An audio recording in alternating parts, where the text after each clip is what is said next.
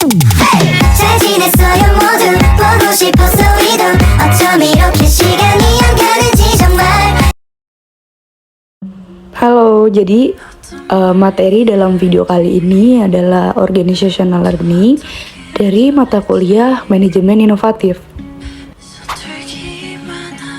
Nah, ini adalah 3 bagian dari materi.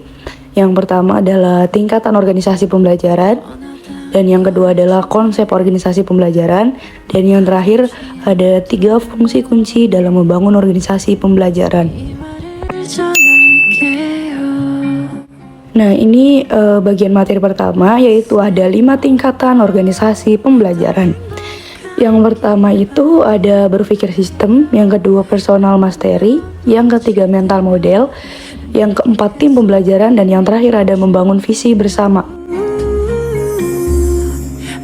Jadi ini ada penjelasan dari 5 tingkatan organisasi. Yang pertama ada berpikir sistem, yaitu berpikir secara keseluruhan terhadap interaksi antar unsur dalam batas lingkungan tertentu yang bekerja mencapai tujuan.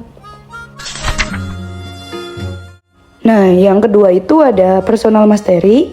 Personal mastery adalah upaya keahlian terus-menerus dalam mengklasifikasikan visi pribadi, visi organisasi, memfokuskan energi, mengembangkan kesabaran, melihat dengan objektif, dan yang terakhir ada dimulai dari hal yang sungguh-sungguh bagi organisasi.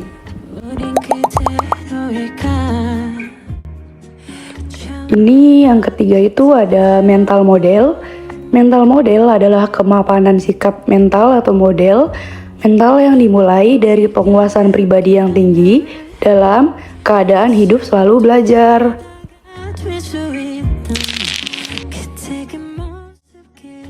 Yang keempat itu ada tim pembelajaran.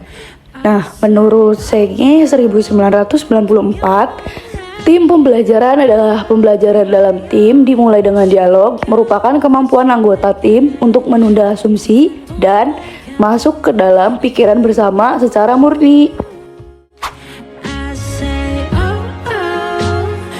Dan ini yang terakhir, yaitu membangun visi bersama, di mana kenyataan perjalanan terus-menerus sepanjang berhubungan dengan visi kepemimpinan yang memberi inspirasi pada organisasi, merupakan kapasitas untuk berpegang pada gambaran bersama akan keadaan yang ingin diciptakan di masa yang akan datang. Selanjutnya itu ada materi yang kedua, yaitu konsep organisasi pembelajaran. Nah, yang pertama itu ada organisasi pembelajaran, yang kedua pembelajaran, dan yang ketiga adalah pengetahuan yang sebelumnya telah dimiliki melalui 2 hal. Berikut dengan penjelasannya. Organisasi pembelajaran yaitu proses pengembangan performa karyawan dalam organisasi secara kontinu, meningkatkan kapasitas untuk mengatasi setiap tantangan dan perubahan. Nah, kalau untuk pembelajarannya yaitu proses untuk mendapatkan pengetahuan yang dilanjutkan dengan aktualisasi. Pengetahuan yang sebelumnya telah dimiliki melalui 2 hal. Yang pertama, proses mendapatkan pengetahuan untuk mengetahui bagaimana cara mendasari pengetahuan fisik untuk produksi tindakan. Nah, yang kedua, proses mendapatkan pengetahuan untuk mengetahui mengapa demikian yang telah dihasilkan, kemampuan untuk mengartikulasikan pemahaman konseptual dan pengalaman. Nah, itu menurut Kim 1993. Ya, inilah materi yang ketiga atau materi yang terakhir, yaitu 3 fungsi kunci dalam membangun organisasi pembelajaran. Yang pertama yaitu membangun komitmen pada pembelajaran, yang kedua bekerja untuk membangkitkan dan dampak, dan yang ketiga bekerja menggeneralisir gagasan dengan dampak. Dan selanjutnya akan ada video penjelasannya. 3 fungsi kunci dalam membangun organisasi pembelajaran. Yang pertama ada membangun komitmen pada pelajaran, yaitu membuat pembelajaran sebagai komponen visi dan tujuan strategis.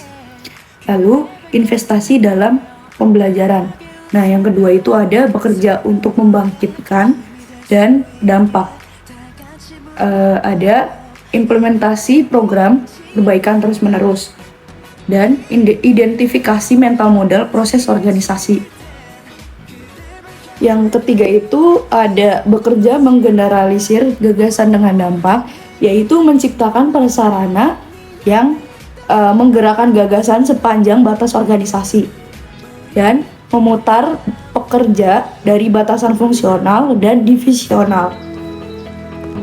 Itu saja yang dapat saya sampaikan, kurang lebihnya mohon maaf. Wassalamualaikum warahmatullahi wabarakatuh.